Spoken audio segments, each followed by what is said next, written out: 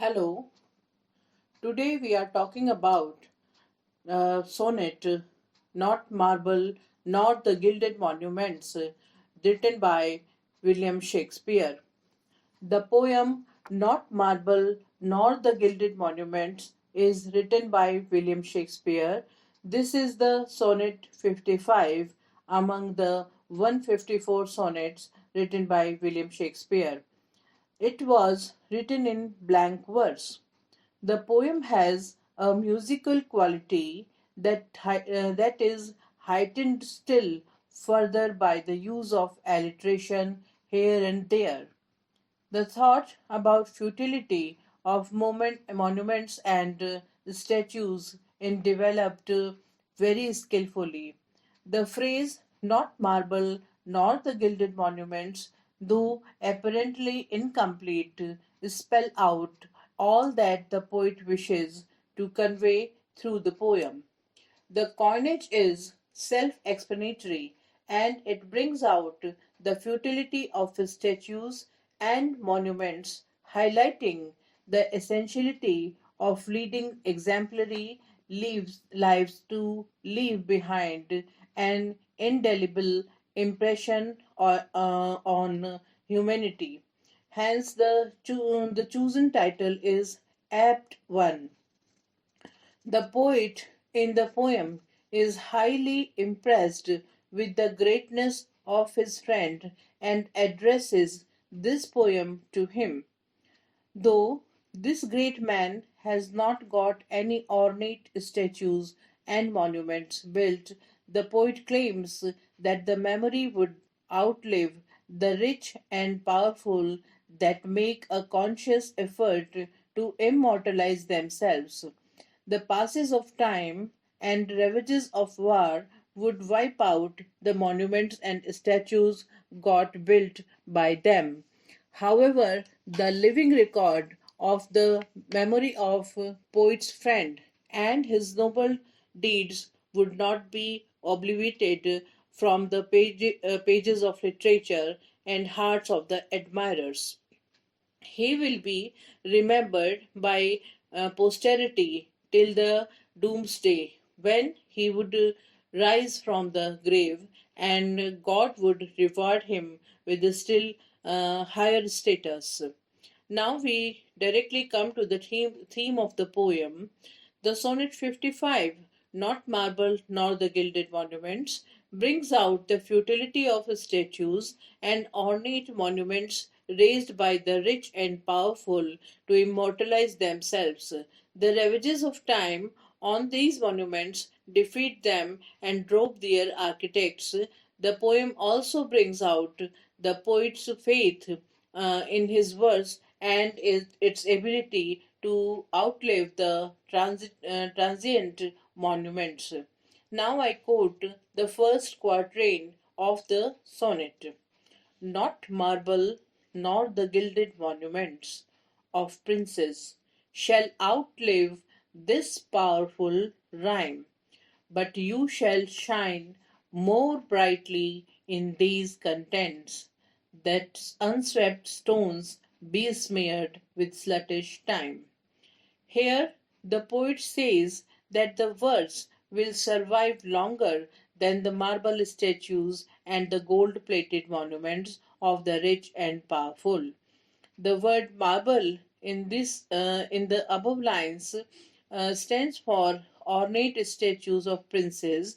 In the fourth line of this sonnet, the poet refers to time as a person as sluttish, which is a derogatory word and refer to a dirty, untrustworthy woman.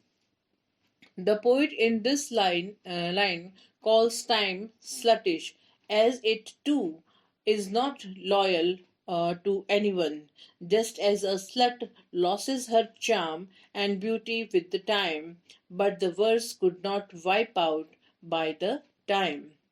Now I come to the next quatrain of the poem. When wasteful war shall statues overturn?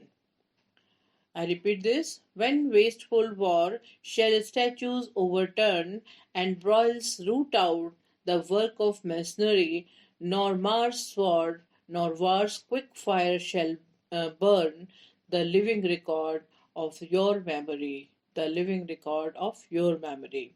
Here, the poet says that both the sword of God of war, which is Mars, and the destructive power of war and time would fail to fade your memory from the mind of the people.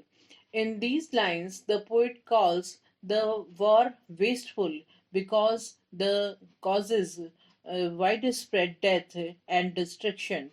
The word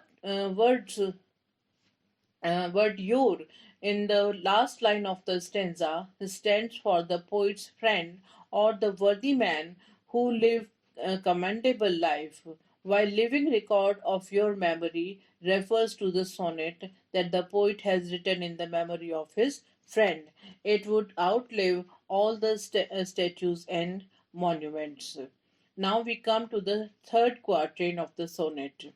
Gainst death and all oblivious enmity shall you pace forth, your praise shall still roam, even in the eyes of all posterity that wear this word out to the ending doom. I repeat this quatrain. Gainst death and all oblivious enmity shall you pace forth, your praise shall still roam, even in the eyes of all posterity that wears this word out to the ending doom. In these lines, that despite death you would continue to be praised and would live in the memory of the people, even the generations to come would remember you, and thus you would live in people's mind till the doomsday. These lines are addressed to a worthy friend of the poet, and when poet says oblivious enmity, he means the enmity that makes one forget the value of life. Now we come to the couplet, the last two lines of the sonnet. So till the judgment that yourself arise, you live in this and dwell in lovers' eyes. I repeat this couplet. So till the judgment that yourself arise, you live in this and dwell in the lover's eyes. Through these two lines, the poet says that on the day of judgment, you would arise with the rest of the soul from your grave. Till then, you will stay alive in the poet's work and in the hearts of the admirers. The use of the word this and in the line you live in this stands for the poet's verse that would keep his friend alive till the doomsday. Here the poet tried to convey the message that the great piece of literature are immortal.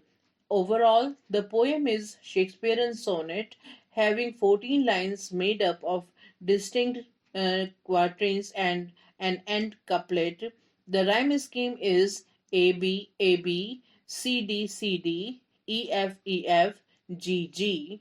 This full rhyme helps bind the sonnet together and keep tight hold on content. As closing remark, we can simply say that Sonnet 55, not marble nor the gilded monuments, opens our eyes to a great truth of life, that nothing in life is permanent. Immortality can only be achieved through literature. Often, successful people seek to immortalize their greatness and erecting statues and monuments for themselves. Sadly, such memories are destroyed by the ravages of time, who spares none, however great or trivial. The statues and monuments often are destroyed in wars, riots, etc., but noble thought and deeds never die out. The warmth of love and reverence of greatness in human heart continue to live forever. So the Sonnet 55 is really remarkable poem which established that a piece of literature A poem is immortal, nothing else is. Thank you.